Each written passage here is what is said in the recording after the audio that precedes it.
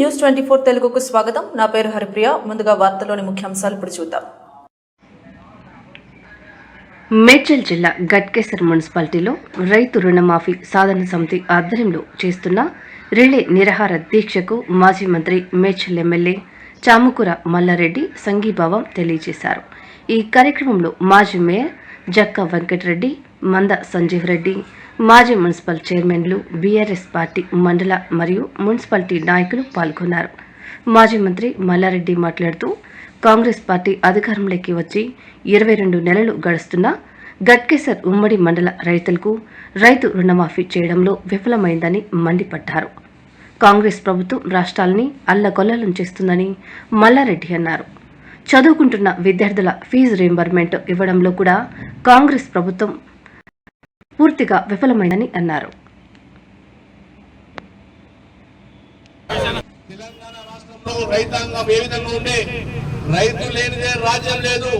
మరి కేసీఆర్ గారు ఆ రోజు రాష్ట్రం ఏర్పడిన తర్వాత మరి ప్రధానంగా మరి రైతుల పైన దృష్టి పెట్టి మరి వారికి కావాల్సిన నీళ్లు గాని కరెంటు గాని మరి రైతు బంధు ద్వారా వారికి పెట్టుబడి సాయం గాని రైతు చనిపోతే రైతు బీమా ద్వారా మరి ఎక్స్కేసే గాని మనం కార్యక్రమాలు చేసుకున్నాం.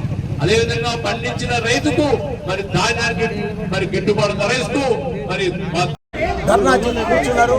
వాళ్ళకు సాంఘీభావం తెలుపుతానికి ఈ రోజు నేను వచ్చిన తప్పకుండా 20 నెలల సందు వాళ్ళు ఏ మంత్రినైనా ప్రభుత్వంలో ప్రతి ఒక్క అధికారిని వాళ్ళు కలెక్టర్లు ఇన్ఛార్జ్ మంత్రిని కూడా అడిగారు. ఇప్పటిదాకా వాళ్ళకి రుణమాఫీ కాలేదు.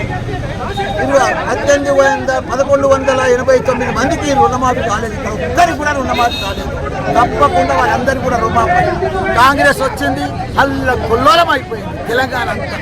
ఎక్కడ చూడు గత 10 ఏళ్ళు కేసీఆర్ ఎంత ప్రశాంతంగా ఎంత అద్భుతంగా నడిపించిందంటే ప్రభుత్వము రైతులకు కానీ కాలేజీలకు కానీ ప్రతి ఒక్కరికి కూడా ఎక్కడ కూడా ఇబ్బంది రాలేదు.